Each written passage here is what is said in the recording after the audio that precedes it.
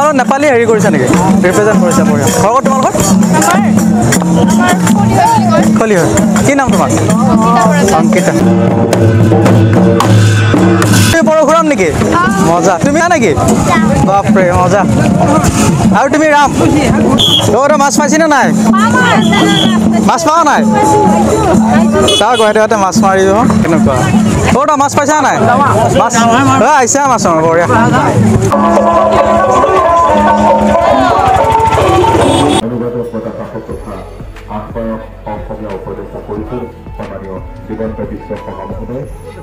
ভাৰতীয় সাহিত্যৰ এগৰাকী বিশিষ্ট ব্যক্তি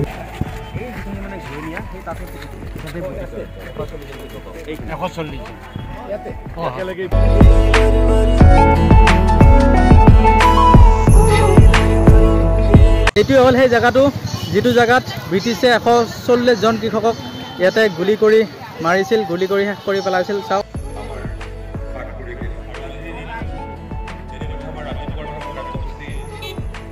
হেল্ল' এভৰিৱান সকলোকে স্বাগতম জনাইছোঁ মোৰ আন এটা ভিডিঅ'লৈ মই আছোঁ এতিয়া কঠোৰ বতৰ শোক শ্বহীদ দিৱস উদযাপন তাতে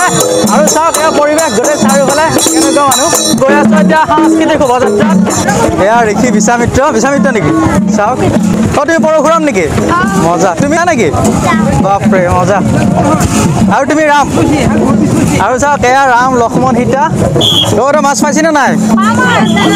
মাছ পাওঁ নাই চাওক গুৱাহাটীতে মাছ মাৰি দিব স্বাগত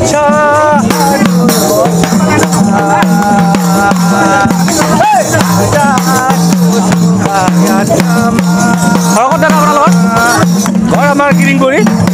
ভাল লাগিছে আহি হয় চাওক তোমালোক নেপালী হেৰি কৰিছা নেকি ৰিপ্ৰেজেণ্ট কৰিছা বঢ়িয়া ঘৰ ক'ত তোমালোকৰ খলি হয় কি নাম তোমাৰ অংকিতা বঢ়িয়া তোমালোক একেই বঢ়িয়া নেপালী নৃত্য চাওক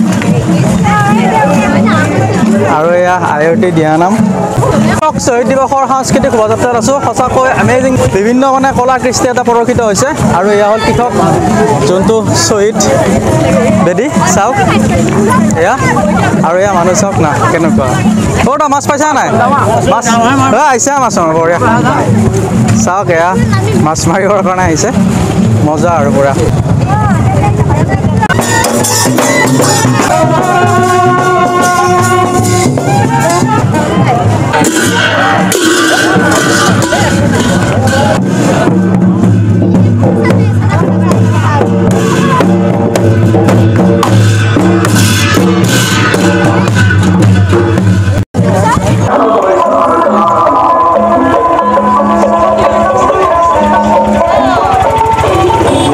এইজন হ'ল পীযুষ হাজৰিকা অসমৰ জলসম্পদ মন্ত্ৰী আৰু তেওঁ আহিলে শ্বহীদসকলক মাল্যাৰ্পণ কৰিলে আৰু সঁচাকৈ বহুত বেছি ভাল লাগিছে তেওঁ বহুত ব্যস্ততাৰ মাজতো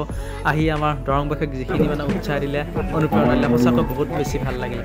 1894 চনৰ আজিৰ দিনটোতেই ব্ৰিটিছ আৰ্মিয়ে 140 জন কৃষকক এই ঠাইতে গুলীয়াই হত্যা কৰিছিল সেই ঠাইখিনি দেখুৱাই আছে আমাৰ বিধায়ক পৰমানন্দ ৰাজবংশী আৰু সাংসদ দিলীপ শইকীয়াই যোনজন আমাৰ মন্ত্ৰী আহিছে জলসম্পদ মন্ত্ৰী পীযুষ হাজৰিকা আৰু অতি শীঘ্ৰে এই ঠাইত প্ৰতিমূৰ্তি নিৰ্মাণ হ'ব বীৰেন সিংহই প্ৰতিমূৰ্তি বনাব আৰু সঁচাকৈ আমাৰ বাবে গৌৰৱৰ বিষয় হ'ব আমি তেওঁলোকক কৰিবৰ কাৰণে আকৌ এটা সুবিধা পাম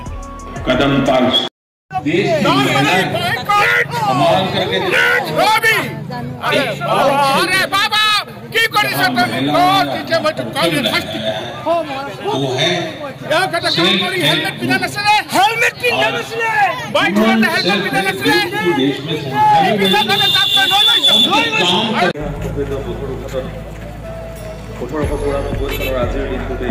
ব্ৰিটিছ সাম্ৰাজ্যবাদী শোষণ আৰু অন্যায়ৰ প্ৰতিবাদ কৰিবলৈ গৈ আমাৰ পাটকুৰি কৃষকে প্ৰৱেশ কৰিছে আমি তেওঁলোকক আমাৰ সভাগৃহত আসন গ্ৰহণ কৰিবলৈ অনুৰোধ জনাইছোঁ আছোঁ এতিয়া VIP ডাইনিং হলত এয়া হ'ল চালাড কাউণ্টাৰ ইয়াতে প্ৰথমতে আছে তিয়ঁহ তাৰপিছত আছে ধুনীয়াকৈ গাজৰ এয়া ধুনীয়াকৈ কাটি থৈছে দেখিছে নহয় তাৰপিছত আছে এয়া বিলাহী তাৰপিছত আছে এয়া জ্বলা আৰু নেমু এই গোটেইখিনি এৰেঞ্জ কৰিছে SK কেটাৰিঙে কাহিলীপাৰ এয়া হ'ল ধুনীয়াকৈ বটা তাৰপিছত এয়া হ'ল শুকান আলু ভাজি খুব ধুনীয়াকৈ দেখিছেনে আৰু এয়া হ'ল আচাৰ আৰু এয়া হ'ল বেঙেনা ফ্ৰাই দেখিছেনে মানুহবিলাকে ধুনীয়াকৈ লৈ আছে আৰু এয়া হ'ল ভাত তাৰপিছত এয়া হ'ল পোলাও আৰু দাদাজনে ক'লে কেনেকুৱা হৈছে মোক সুধিছে আৰু মই এতিয়ালৈকে খোৱা নাই খাই উঠি আপোনাৰ লগত জনাম বাৰু তাৰপিছত এয়া হ'ল দালি খুব ধুনীয়াকৈ বনাইছে আৰু এয়া হ'ল মিক্স ভেজ তাৰপিছত ধুনীয়াকৈ এয়া হ'ল কোফটা মলাই কোফটা খুবেই ধুনীয়াকৈ বনাইছে আৰু এয়া হ'ল পনীৰ বাটাৰ মছলা আৰু বহুত বেছি ভাল লাগিছে SK কেটাৰিঙৰ যোনটো মানে এওঁলোকৰ ডেকোৰেশ্যন আৰু এইটো হ'ল হায়দৰাবাদী ক্ষীৰ আৰু বহুত বেছি ভাল লাগিছে গোটেই কেটাৰিং ছাৰ্ভিচটো মানে এৰেঞ্জমেণ্টখিনি দেখি আৰু এটা টেষ্ট কৰি আপোনালোক জনাম কেনেকুৱা হৈছে খাবলৈ খুব এক্সাইটেড হৈ আছোঁ SK কেটাৰিঙে মোক ইনভাইটেশ্যন দিছিলে আৰু আহিয়ে ধুনীয়াকৈ ডাইনিং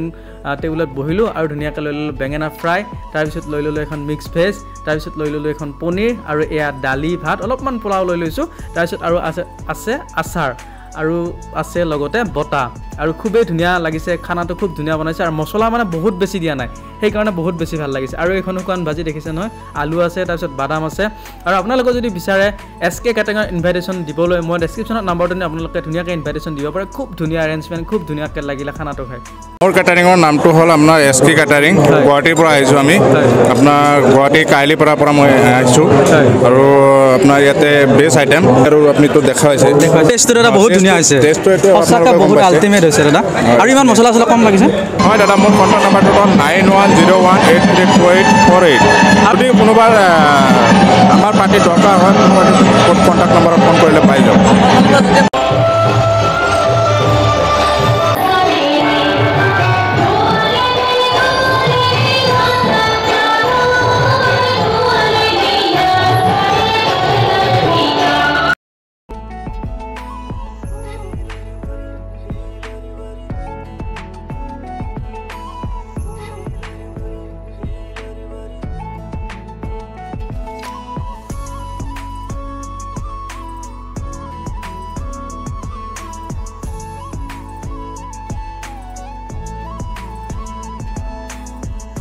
কৃষক শ্বহীদ দিৱস উদযাপন আৰু ৰাইজ মেলৰ এই পৰিৱেশ উদুলি মুদুলি হৈ গৈছে পথৰুঘাটৰ পৰিৱেশ সঁচাকৈ মানে বহুত বেছি ভাল লাগিছে ইমান বেছি মানুহ আহিছে সকলোৰে আগ্ৰহ সঁচাকৈ বহুত বেছি ভাল লাগিলে এই অনুষ্ঠানটোত থাকি এইটোৱে হ'ল সেই জেগাটো